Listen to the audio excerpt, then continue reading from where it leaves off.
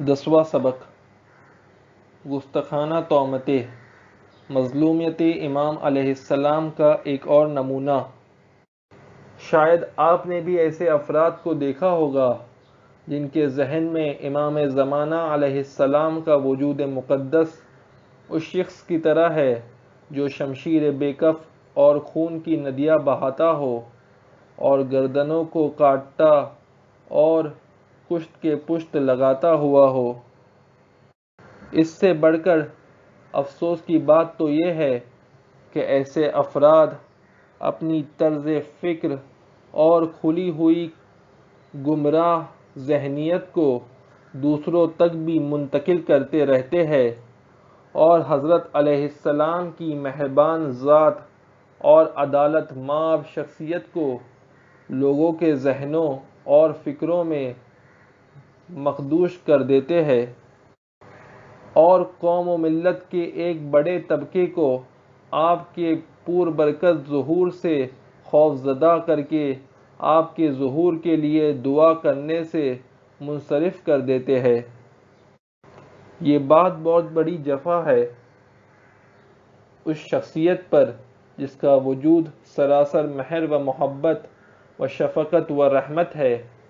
حتیٰ بعض متدین افراد بھی مزاحاً یا عدم توجہ کی بنا پر حضرت کے سلسلے میں منفی باتیں کہہ جاتے ہیں، جیسے امام زمانہ علیہ السلام کی شمشیر کو اپنی گردن یا دوسروں کی گردن پر چلنے کی بات کرتے ہیں۔ ایک ریڈیو کے پروگرام میں جو حضرت ولی عصر ارواحنا فدا سے متعلق تھا، ایک رپورٹ پیش کی گئی جس میں تہران کے ایک کالج کے دانشجویان سے مسئلہ ظہور کے سلسلے میں نقطۂ نظر جاننے کی کوشش کی گئی تھی، تو پتہ چلا کہ 100 میں سے 70 دانشجو ایسے ہیں جو پسند نہیں کرتے کہ امام زمانہ علیہ السلام تشریف لائے۔ جب ان سے سوال کیا گیا کہ کیوں آپ امام کے ظہور کو پسند نہیں کرتے، تو انہوں نے کہا اس لیے کہ اگر امام زمانہ علیہ السلام آئیں گے تو ہماری گردنیں اڑا دیں گے۔ یہی وہ مقام ہے جہاں پر امام عصر علیہ السلام کی مظلومیت پر خون کے آنسو بہانے اور اس مصیبت پر گریباں چاک کرنے کو دل چاہتا ہے۔ کیا اس سے بڑی کوئی مظلومیت تصور کی جا سکتی ہے؟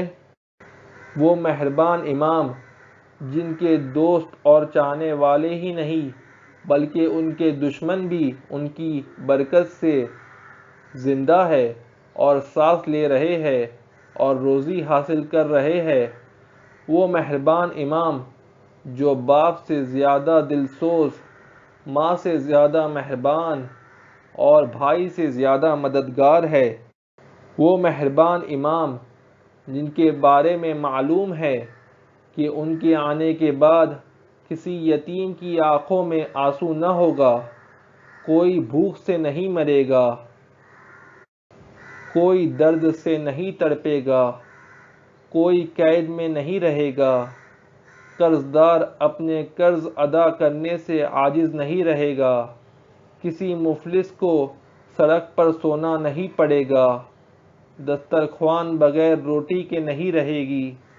وہ مہربان امام جو مظلومین کی طرف سے انتقام لینے والا اور تاریخ کے ستائے ہوئے لوگوں کی حمایت کرنے والا ہے، وہ امام جن کا وعدہ ہے اگر اب تک ان کی شمشیر برق رفتار کے بارے میں ہی گفتگو کرتے چلے آئے ہیں تو ہمیں چاہیے کہ بارگاہ خداوندی میں توبہ و استغفار کریں کہ مصیبتوں کو ختم کریں گے، تکلیف کو دور فرمائیں گے اور بے سر و سامان کے امور انجام دیں گے۔ ان کو شمشیر بے کف اور کھوکھوار کی طرح معرفی کرانا ایک بہت بڑا ستم اور ناقابل معافی جرم ہے، اور خداوند متعال کے اس مظہر رحمت کی بارگاہ مقدس میں اتنی بڑی تہمت کے لیے معافی اور بخشش طلب کرے۔ حقیقت تو یہ ہے کہ حضرت حجت ابن الحسن ارواحنا فدا کا وجود مقدس، جو کہ خاتم الاوصیاء ہے، بالکل خاتم الانبیاء صلی اللہ علیہ وآلہ وسلم رحمت للعالمین کی طرح ہے، اور آپ کے القاب شریف کاشف البلویٰ، جو کہ حدیث لو میں اس طرح آیا ہے، اور اس کو میں ان کے فرزند میم ہے میم دال کے ذریعے مکمل کروں گا، اس عنوان سے کہ وہ سارے جہاں کے لیے رحمت ہوگا۔ غوث، جو کہ زیارت اعلی یاسین میں آیا ہے، والغوث والرحمت الواسعہ، حوالہ اصول کافی 528، ایک حدیث لوح، رحمت اللہ الواسعہ اور کہف ہے۔ یہ سارے القاب روایت و عدیہ و زیارت میں حضرت کے لیے متواتر ہوئے ہیں۔ اس زیارت جامع کبیرہ میں، جس میں امام علی بن محمد ہادی علیہ السلام نے امام شناسی کے اعلی ترین معارف کو زیارت کے پیرائے میں بیان کر دیا ہے، اہل بیت پیغمبر علیہ السلام کو معدن رحمت اور نہایت درجہ بردباری و تواضع، کرم و محبت کے منبع، اصل غموں کو دور کرنے والے، پریشانیوں کو آسان کرنے والے کے طور پر یاد کیا گیا ہے۔ آٹھویں امام حضرت رضا علیہ السلام فرماتے ہیں: امام ہم نشین، ہم دل اور پدر مہربان اور بھائی سے بڑھ کر مددگار ہے، اور چھوٹے بچوں سے محبت کرنے والے نیکوکار ماں سے بڑھ کر مہربان اور بندگان خدا کی پناہ گاہ ہے۔ اصول کافی 200، کتاب الحجہ، باب نادر جامع فی فضل الامام و صفات۔ پروردگار نے اس دور غیبت میں امام زمانہ ارواحنا فدا کو ملجا و پناہ گاہ اور بے چاروں اور مجبوروں کا دادرس قرار دیا ہے۔ وہ نجات بخش پیشوا ہے، اور معتبر روایت کی روشنی میں تمام لوگوں سے مہربان تر اور خوش خلق ہے۔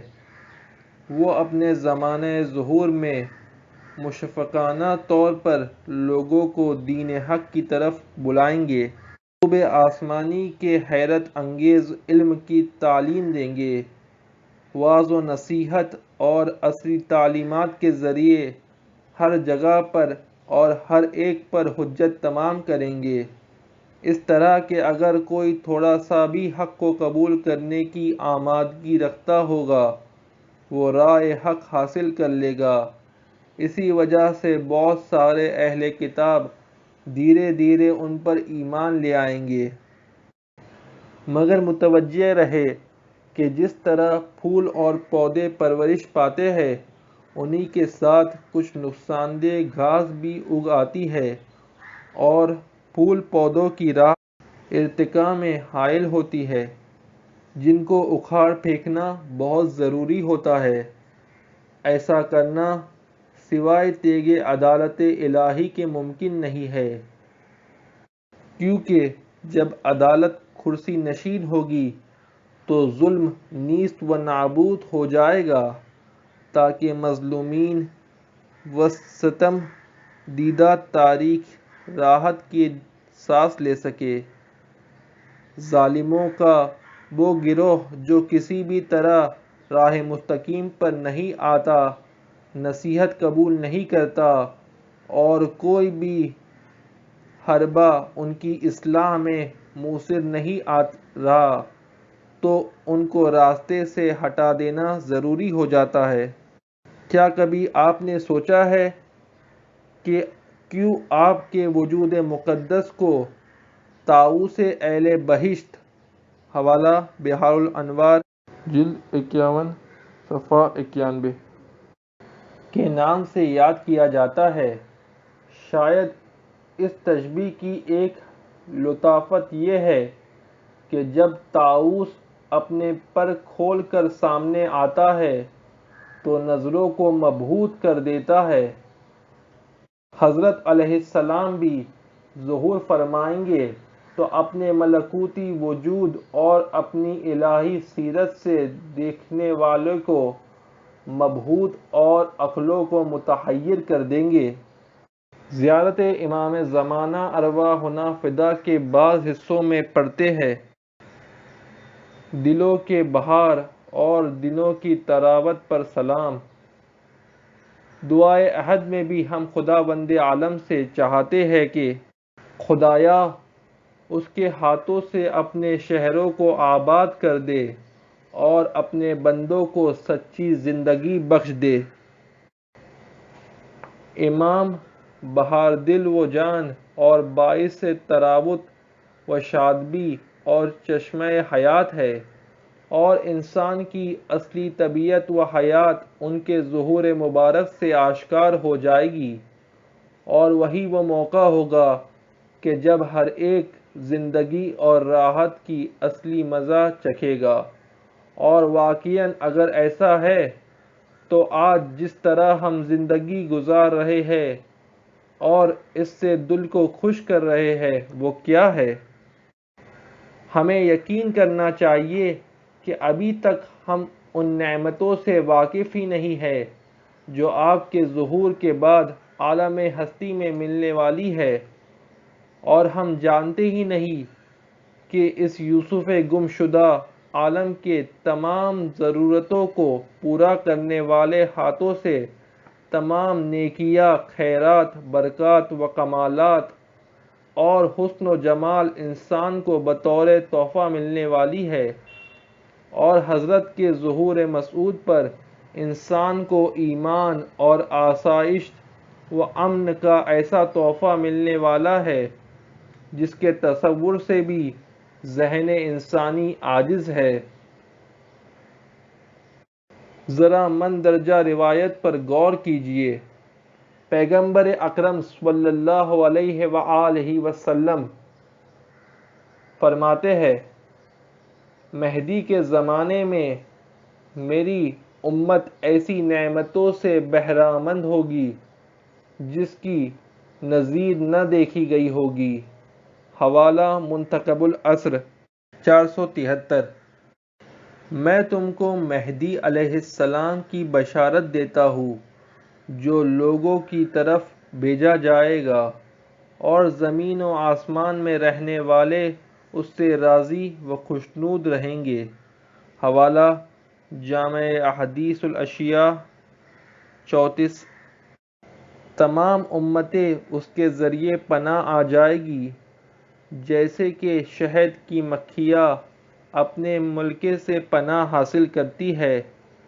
وہ عدالت کو پوری دنیا میں عام کر دے گا، یہاں تک کہ صدر اسلام کی اس میں چمک و دمک واپس آ جائے گی۔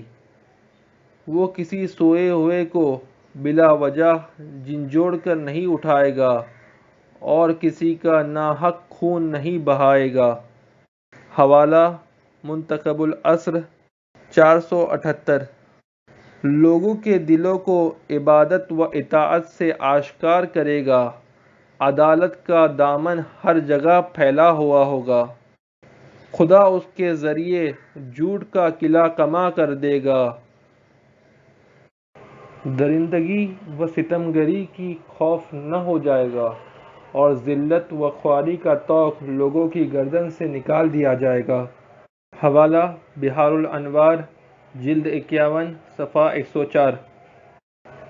کوئی بھی فقیر نہیں رہے گا، لوگ صدقہ دینے کے لیے ضرورت مند کی جستجو کریں گے مگر پا نہ سکیں گے۔ جس کو بھی مال پیش کرنا چاہیں گے وہ کہے گا میں ضرورت مند نہیں ہوں۔ حوالہ مسند احمد جلد 2 صفحہ 53۔ حوالہ بحار الانوار جلد 52 صفحہ 304۔ پرندے اپنے آشیانوں میں چہچہا رہے ہوں گے، مچھلیاں پانی میں اٹھکیلیاں مکرتی ہوں گی، सूखे चश्मों से दोबारा पानी उबल पड़ेगा और ज़मीन के पैदावार दुगनी हो जाएगी। ज़मीन व आसमान में रहने वाले उससे इश्क करेंगे। आसमान से बारिश ज़्यादा बरसेगी। ज़मीन अपने सब्ज़ों की हरियाली हर जगह फैलाए होगी, यहाँ तक कि ज़िंदा लोगों की आरज़ू होगी ऐ काश के गुज़िश्ता लोग ज़िंदा हो जाते और इस अदालत का मुशाहिदा करते। हवाला अल-तशरीफ़ बिल-मनीन 146। आसमान से बारान रहमत का नुज़ूल रहेगा। ज़मीन के अंदर कोई भी दाना यूं ही बाकी न रहेगा और हर चीज़ उग आएगी। उस रोज़ दौलत की बारिश हर एक पर रहेगी, इस तरह के हर कोई जो कहेगा ए मेहदी मुझे अता कीजिए, तो उनसे कहा जाएगा जो चाहते हो ले लो। हवाला अक़दुद्दार 195 बाब 7। अमीरुल मोमिनीन अली इब्न अबी तालिब अलैहिस्सलाम फरमाते हैं, जब मेरे फ़र्ज़ंदों में से एक मर्द का ज़हूर होगा तो लोगों के उमूर में ऐसी आसानियाँ पैदा हो जाएगी कि मुर्दा भी एक दूसरे के दीदार को जाएंगे और उसके ज़हूर की बशारत एक दूसरे को सुनाएंगे। कमालुद्दीन जिल्द 2 सफ़ा 653। उस ज़माने में बारिश खूब होगी, ज़मीन अपने सब्ज़े को आश्कार कर देगी, दिलों से कीना तोज़ी गायब हो जाएगी, दरिंदे और जानवर गुल मिल कर रहेंगे। इस तरह कि अगर एक औरत भी चाहे तो इराक़ से शाम तक का सफ़र पैदल तय करती चली जाए और इस दूर दराज रास्ते में इतनी हरियाली होगी कि उसके कदम ज़मीन से उगने वाली घास पर ही पड़ेंगे, बावजूद ये कि उसकी ज़ीनत व ज़ेवर उसके सरावर चेहरे पर मौजूद होगी। कोई भी दरिंदा उस पर हमला नहीं करेगा और वो उसे अमन व अमान से भरे रास्ते में दिल में कोई खौफ व खतरा लाए बगैर रास्ता तय करती चली जाएगी। हवाला मिक्यालुल मकारिम जिल्द 1 सफ़ा 101।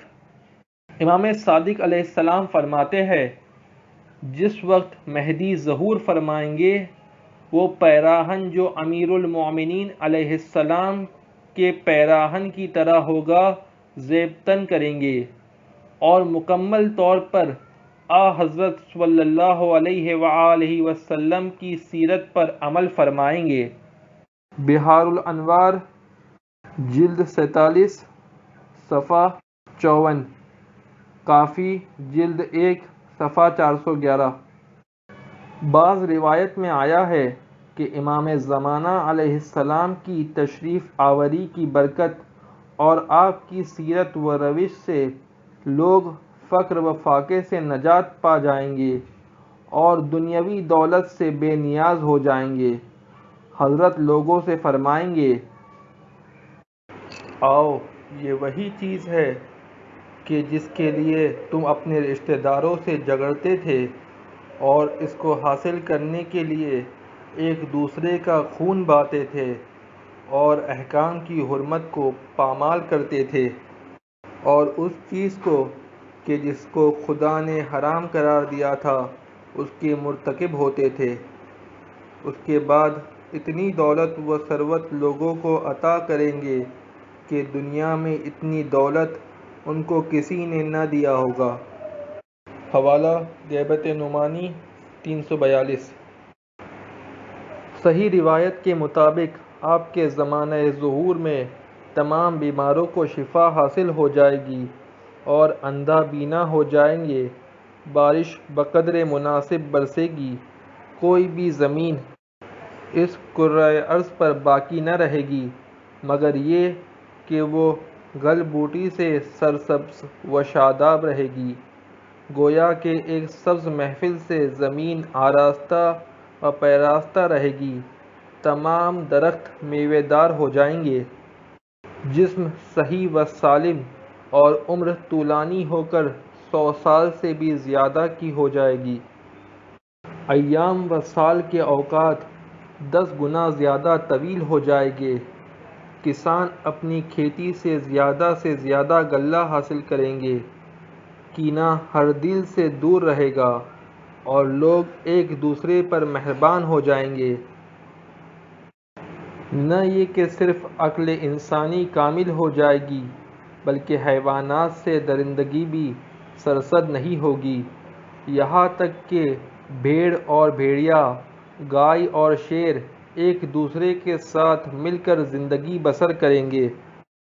دولت اس قدر فراوان ہو جائے گی اور حرص و طمع و لالچ اس طرح ختم ہو جائے گی کہ صدقے کے لیے کوئی فقیر بھی نہ ملے گا۔ بچے سانپ اور بچھو سے کھیلیں گے اور ان کی طرف سے ان کو کوئی تکلیف نہیں پہنچے گی۔ تمام برائیاں ختم ہو جائیں گی اور تمام لوگ خلوص دل کے ساتھ خداوند متعال کی عبادت کریں گے اور کسی کو اس کا شریک قرار نہیں دیں گے۔ تمام جغرافیائی پابندیاں ختم کر دی جائیں گی اور پورا کرہ زمین ایک حکومت و قانون کے زیر نگرانی ہوگا۔ جو شخص جب چاہے گا مشرق و مغرب میں جہاں چاہے بغیر پابندی کے سفر کرنے پر قادر ہوگا، کوئی بھی اس کو منع کرنے والا نہ ہوگا، اور کیوں نہ کر ایسا نہ ہوگا؟ کیا خدا نے تمام موجودات و کائنات کو اس گھرانے کے صدقے میں خلق نہیں کیا ہے؟ حدیث قصہ میں ہم قول خداوندی پڑھتے ہیں: اے میرے فرشتوں اور اے آسمان کے ساکنوں، یقیناً میں نے آسمان کا شامیانہ نہیں لگایا اور نہ زمین کا فرش بچھایا، نہ چمکتے چاند اور درخشندہ ستارے، نہ گھومتے فلک، نہ بہتے دریا، نہ اس میں چلتی کشتیوں کو پیدا کیا، مگر یہ کہ پنجتن کی محبت میں خلق کیا۔ حوالہ: ملحقات مفاتیح الجنان، حدیث شریف قصہ۔ اس نکتے کی یاد دہانی بھی لطف سے خالی نہیں ہے کہ روایت کے مطابق دنیا میں جو بھی خون ریزیاں ہوگی وہ زیادہ تر ظہور سے پہلے ہوگی کہ جو ظاہراً اپنی مسلط کردہ جنگ کی وجہ سے ہوگی جو دنیا کی بڑی بڑی طاقتیں آپس میں کرے گی، جیسا کہ امام رضا علیہ السلام فرماتے ہیں۔ البتہ ہم حضرت کی شمشیر کے ساتھ قیام کا انکار نہیں کرتے، کیونکہ متعدد روایات میں اس امر کی تاکید آئی ہے، لیکن یہ بات حتمی ہے کہ امام عصر ارواحنا فدا کی تیغ ذوالفقار اور حضرت علیہ السلام کی قوت قہر یہ ان لوگوں پر ٹوٹ برسے گی۔ قیام قائم عجل اللہ تعالی فرج سے پہلے ایسا کشت و خون ہوگا جو ایک لمحے کے لیے بھی نہیں تھمے گا۔ جنہوں نے مسلسل عدالت کا گلا گھونٹا ہے اور بے دریغ مظلومین و بے سہارا افراد کا خون بہایا ہے، اولیاء الہی پر کفر و عناد کی تلوار چلائی کہ جو تلوار کی زبان کے علاوہ کوئی اور زبان سمجھتے ہی نہیں۔ اس پر کوئی دلیل موجود نہیں کہ عوام الناس جو گلیوں کوچوں اور بازاروں میں پھرتی رہتی ہے، اپنی روزمرہ کی ضرورتوں کو پورا کرنے اور طلب معاشی میں زحمت اٹھاتے رہتی ہے، ان سے اگر کوئی غلطی سرزد ہو جائے، چاہے غفلت کی بنا پر، ناواقفیت یا کسی فریب میں آ کر غلطی کر بیٹھے اور ہرگز خدا یا اولیاء خدا کے سامنے گردن کٹوانے کا قصد نہیں ہے، تو ایسے افراد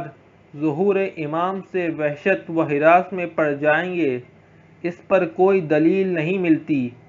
اس لیے حضرت مہدی علیہ السلام کے ظہور کے بعد نہ صرف یہ کہ شیعوں کی اکثریت حضرت کا استقبال کرے گی، بلکہ دنیا کے زیادہ تر افراد اپنی پاک فطرت اور حضرت کی سیرت و روش و خصلت کے مشاہدہ کے بعد ان کی طرف راغب ہو جائے گی اور ان پر ایمان لے آئے گی۔ طبعی بات ہے کہ حضرت کے نام نامی سے شرک و کفر و نفاق میں ڈوبے افراد ہی لرزتے ہیں اور ان کے ظہور سے ہر آسان ہے، جیسا کہ بنی عباس کے حکمران، بالکل اسی طرح کہ جیسے فرعون ولادت موسیٰ علیہ السلام سے خوف زدہ تھا۔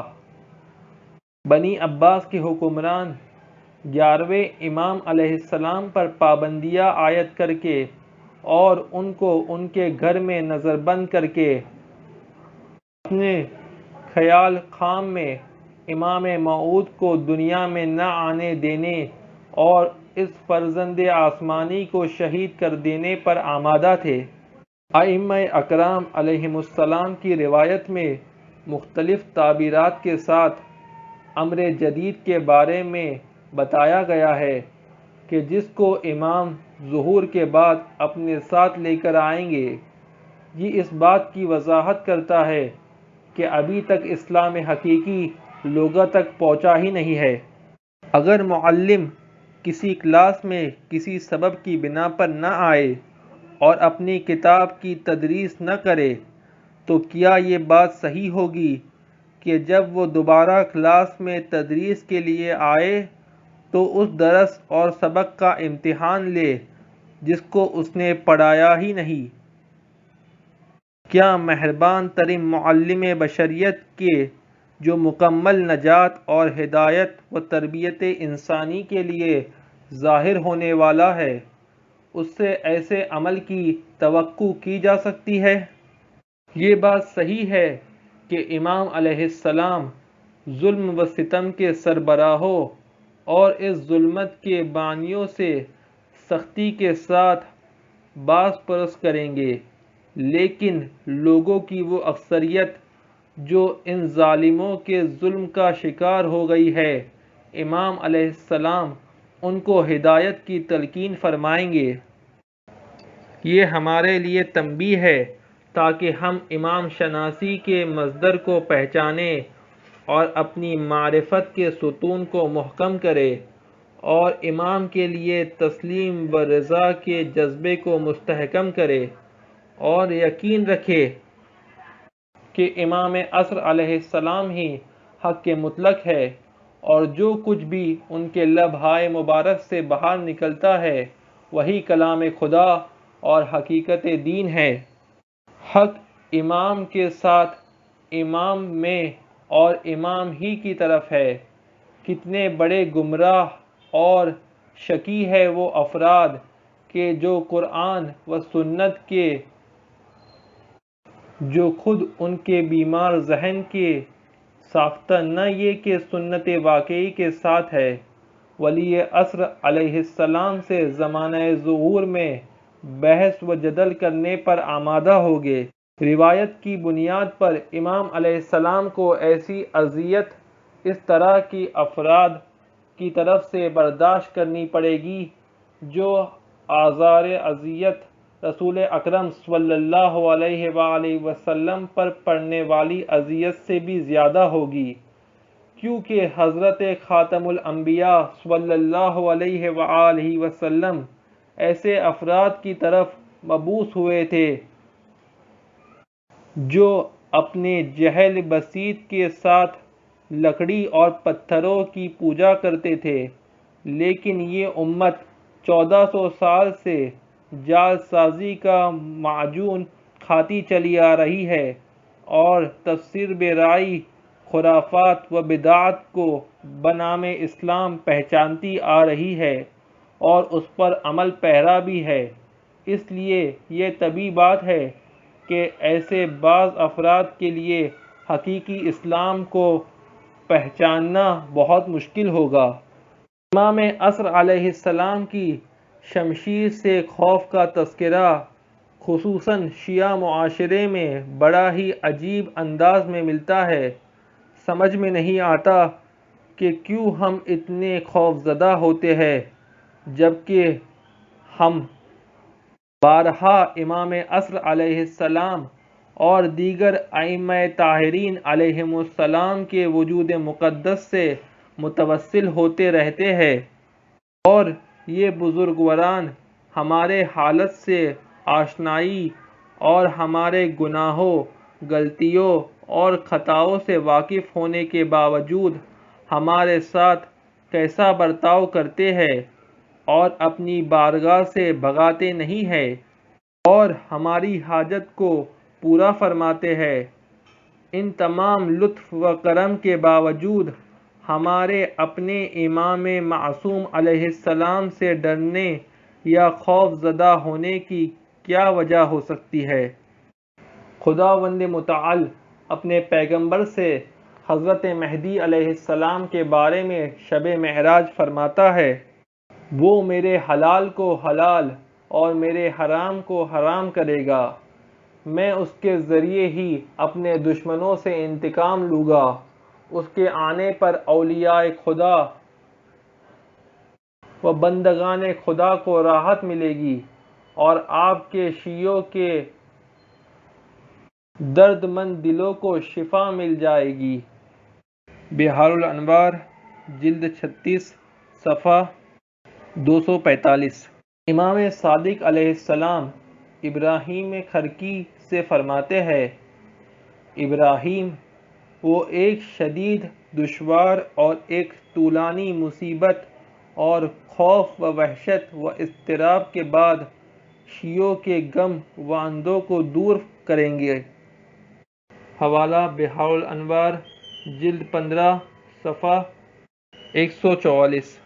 تعجب ہے، ہم کیسے یقین کریں کہ وہ مہربان پیشوا جو درگاہ خداوندی میں اپنے خطا کار چاہنے والوں کے لیے دعا کرتا ہے اور جو اس لیے آئے گا تاکہ مصیبت زدہ شیعوں کے دلوں کو شفا عنایت کرے اور ان سے غم و اندوہ کو دور کرے، وہ ظہور کے بعد آتے ہی ان کو تہی تیگ کرنا شروع کر دے گا۔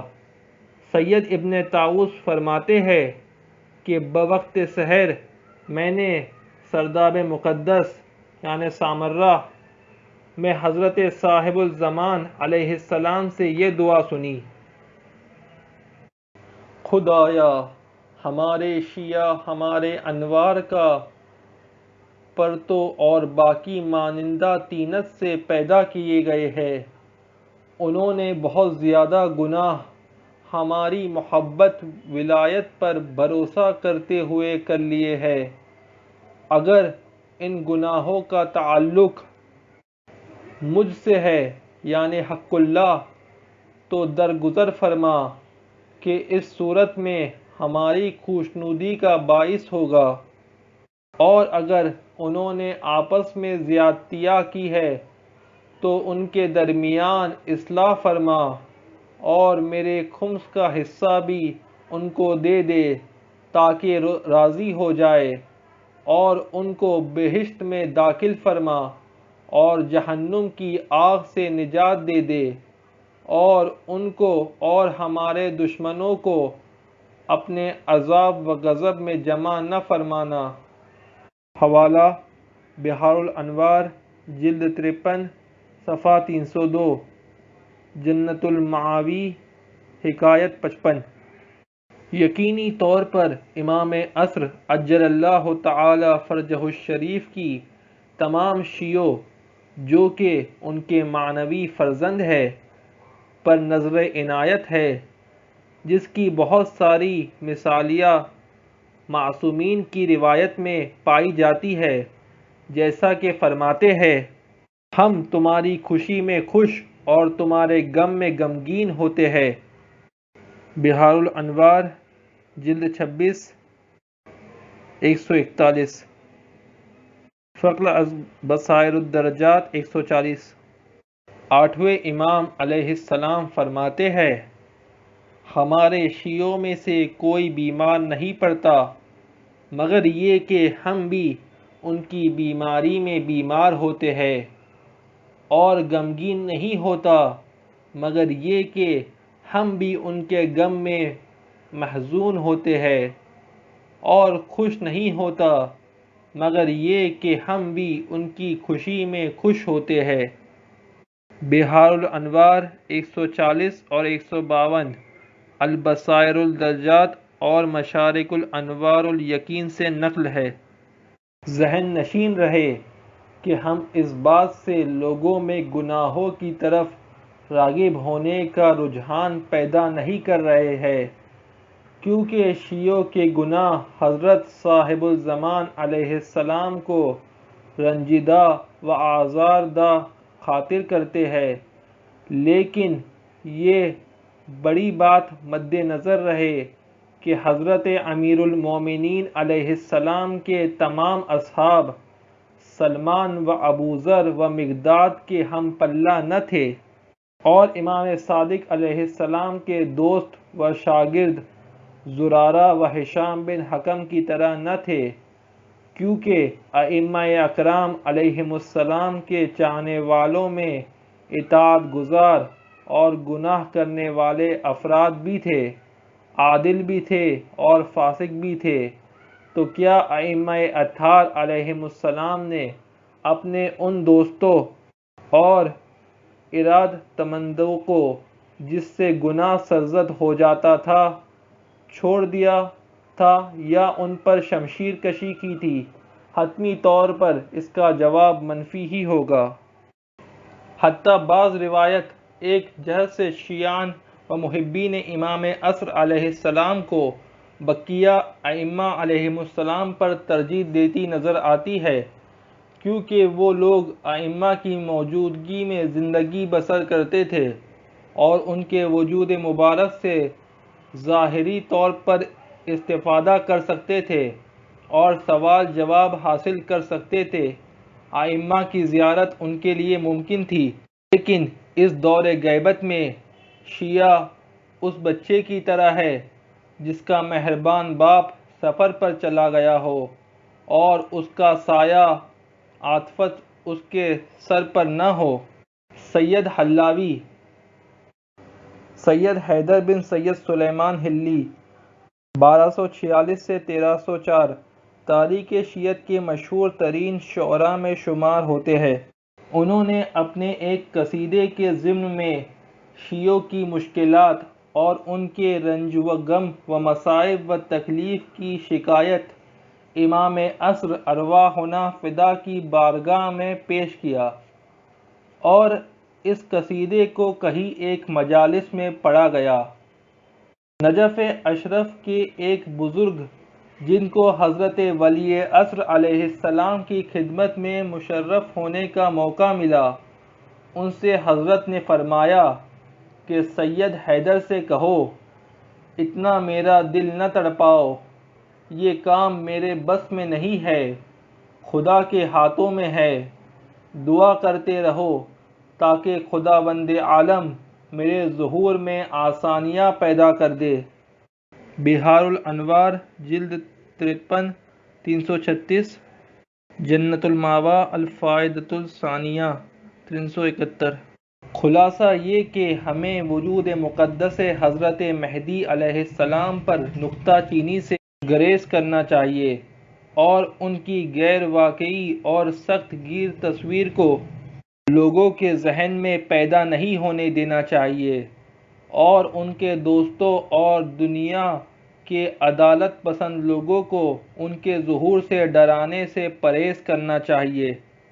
لوگوں کے درمیان ظہور امام کے سلسلے میں خوف و ہراس کا ماحول پیدا کرنا انسانی شیطانیت کے ذریعے بالکل ویسے ہی ہے جیسے کچھ اوباش و گنڈے کسی خاندان کے جوان کو فریب و دھوکے سے اس کے خاندان سے دور کر کے غلط راستوں کا راہی بنا دے، اور جب کبھی یہ جوان اپنے خاندان کی طرف واپس پلٹنا بھی چاہے تو اس سے کہا جائے کہ اگر تم واپس جاؤ گے تو تمہارا باپ تم کو سزا دے گا اور ممکن ہے کہ قتل بھی کر دے۔